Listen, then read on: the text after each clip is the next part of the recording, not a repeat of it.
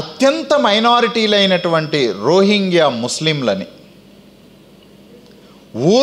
ఊర్లు బాంబులేసి తగలబెట్టి మనుషుల్ని కూసోబెట్టి తుపాకులు పెట్టి కాల్చి చంపి ఆంగ్ సాన్ సూచి ప్రపంచానికి ఒక ప్రజాస్వామికవాదిలాగా కనపడిన మనిషి సుమారు 12,000 మంది మైనారిటీ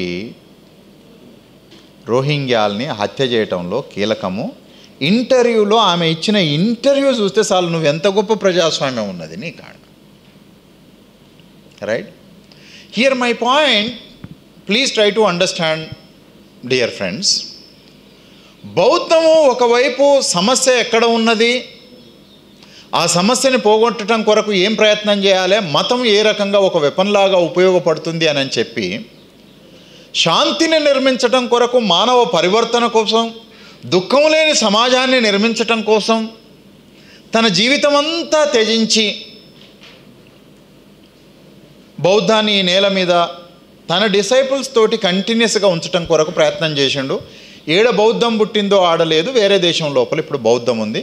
ఒకవేళ మీరు ఇప్పుడు స్టాటిస్టికల్ రిపోర్ట్స్ కూడా తీసుకుంటే ఎక్కడైతే బౌద్ధం ఫరడవిల్లుతుందో ఆ దేశం లోపల మనిషి హ్యాపీనెస్ పర్సంటేజ్ ఎక్కువ. రైట్, రెండో వైపు నుంచి ఏ దేశాల్లోనైతే బౌద్ధం ఉందో అక్కడ అత్యధిక హింస ఉండినటువంటిది కూడా ఉన్నది. So here my point, there are certain kind of sections in any society.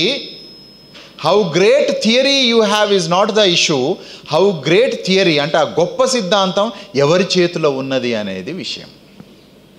అందుకనే ఆ బుద్ధుడి నుంచే తీసుకున్నటువంటి అంబేద్కరు రాజ్యాంగం చెడ్డదా మంచిదా అనేటటువంటి ఒక చర్చ ఉపయోగపడవచ్చు, కానీ మంచి రాజ్యాంగం అయినా సరే చెడు వ్యక్తుల చేతుల్లో ఉన్నప్పుడు అది ఇచ్చేటటువంటి ఫలితాలు చెడుగానే ఉంటాయి అని అన్నాడు.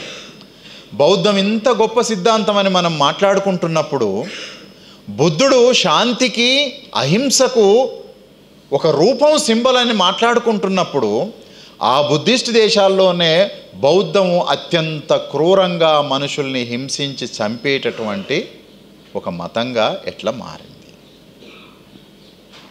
అఫ్ కోర్స్ ఆ చూస్తున్న మిత్రులు చాలామంది నన్ను క్రిటిక్ చేస్తే చేయొచ్చు. I'm not criticizing the Buddhism. How Buddhism become as a weapon again for the powerful people.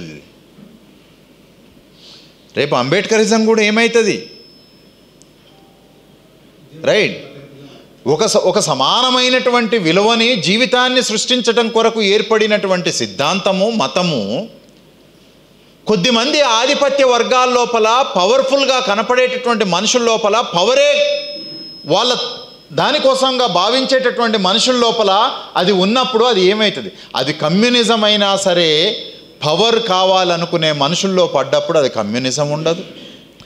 అది బౌద్ధమైనా సరే అది శాంతిని నిర్మించాలని అనుకుంటున్నప్పుడు అశాంతితో పవర్ కావాలనుకునే కోరుకున్న మనుషుల లోపల అది ఉన్నప్పుడు అది శాంతిని నిర్మించలేదు. So we need to understand, rethink the Buddhism. That rethinking Buddhism is created by Baba Saheb Ambedkar in India. He might not use the term Navayana Buddhism, but later the Ambedkar, we all in India, everybody, ఎందుకనంటే బౌద్ధంలో ఒకటి లేదు కదా, ఈనయానం, వజ్రయానం, మహాయానం, తేరావాదం, ఇన్ని వాదాలు ఉన్నాయి. ఇన్ని వాదాల మధ్యన మనం బుద్ధుడు తీసుకున్నటువంటి బౌద్ధాన్ని ఏమని మాట్లాడుతున్నాం అనంటే నవయాన బౌద్ధం, కొత్త మార్గపు బౌద్ధము. ఎందుకు కొత్త మార్గపు బౌద్ధం అంటే బౌద్ధంలోకి కూడా కౌంటర్ ఫోర్సెస్ ఎమర్జ్ అయినాయి. ఆ బౌద్ధాన్ని నాశనం చేయటం కనపడ్డ ప్రతి ఒక్క ఎదవని బుద్ధిస్ట్ అని అనుకోకండి మీరు, చాలా ప్రాబ్లం ఉంటుంది ఆడ. మన జాతులకు ఉండే ఒక లక్షణం ఏంటంటే డ్రెస్ కనపడితే సార్ వీళ్ళు మనోడే అనుకుంటాడు. ఏషాలు ఎన్నైనా వేయొచ్చు, లోపల సోల్ ఏమున్నది అనేది చాలా ఇంపార్టెంట్.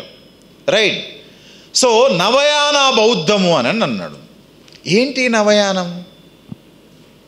నేను మార్నింగ్ ఫినిష్ చేసేటప్పుడు ఒక మాట చెప్పినాను, ఒక కొత్త నవీనమైనటువంటి మానవుడిని సృష్టించటం. ఆయన ఏమంటాడంటే నా అల్టిమేట్ గోల్ పవర్ కాదు, నా అల్టిమేట్ గోల్ ఇంకొకటి ఏదో కాదు, నా అల్టిమేట్ గోలు ఒక కొత్త మానవుడిని సృష్టించటము. ఆ కొత్త మానవుడు జీవించేటటువంటిది సమాజం లోపల ఆ సమాజం లోపల ప్రతి మనిషి ఇంకో మనిషితోటి షేర్ చేసుకునేటటువంటి మోరల్ కామన్ వాల్యూని కలిగి ఉంటాడు అని. కమ్యూనిజం అంటే కూడా అదే. ఏది ఎవరికి సంబంధం లేదు అని ఏదో రొడ్డకొట్టులాగా చెప్పారు. Communism where the commune life is existed, that is communism. Commune life అంటే ఏంటిది? ఎవరిది సొంతం కాకుండా మనుషులందరూ ఈక్వల్గా కామన్గా షేర్ చేసుకోగలిగేటటువంటిది commune. Buddhism is also taught about that commune life, right? So ఇది కొన్ని విషయాల లోపల రిజిడ్గా ఉండటం వల్ల ఎక్స్పాండ్ కాకపోవటం ఇవన్నీ ఉండొచ్చు. మాంసం తినొచ్చా, తినొద్దా, మందు తాగొద్దా, ఇవన్నీ చాలా ముచ్చట్లు ఉన్నాయి. అఫ్కోర్స్ అంబేద్కర్ కూడా 12 సూత్రాలు పెట్టి ఆ 12 సూత్రాల్లో ఇచ్చారు. కానీ మనోళ్ళు బలమైన సూత్రాలని పక్కకు పెట్టేసి బలహీనమైన సూత్రాలని 2-3 పట్టుకొని కనపడ్డోనల్లా క్రిటిసైజ్ చేయటం మొదలు. ఫండమెంటల్గా 12 సూత్రాల లోపల చెప్పిన దాంట్లో ప్రధానంగా 3 సూత్రాలు అంబేద్కర్ ఏం చెప్పాడు అని అంటే, రిలీజన్ అనేది రేషనల్గా ప్రిన్సిపల్స్ని ఇచ్చేదిగా ఉండాలి, రీజన్ లేకుండా మూర్ఖత్వంతో సూపర్స్టిషియస్ తోటి మనుషుల్ని కట్టిపడేసేదిగా క్వశ్చన్ లేనిదిగా ఉండొద్దు అని చెప్పి, there are religions which propagate the superstitions, there is a religion which enhance the rational thinking of man. So that నేను ఫలానా దేవుళ్ళని నేను నమ్మను, విశ్వసించను, నేను నా జీవితంలో బౌద్ధాన్ని ఆచరిస్తాను. ఎందుకు అనంటే ఇది రేషనల్ అని చెప్పి 12 సూత్రాలు పెట్టాడు.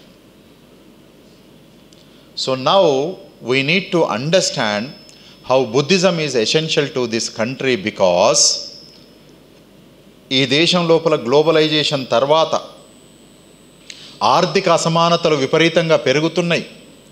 ఆర్థిక అసమానతలు పెరగడంతో పాటు హింస పెరుగుతుంది. నగరాల లోపల హింస బాగా పెరుగుతుంది. ఎక్కడైతే పోలీసులు ఉన్నారో, సీసీ కెమెరాలు ఉన్నారో, సివిలైజ్డ్ లైఫ్ ఉన్నాయో, గేట్లు, తలుపులు, తాళాలు పకడ్బందీగా ఎక్కడైతే ఉన్నాయో అక్కడ హింస పెరుగుతుంది.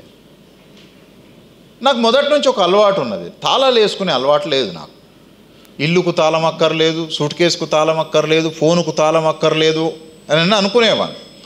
Because here you see, when you feel that something is common, there is no need of the locking things.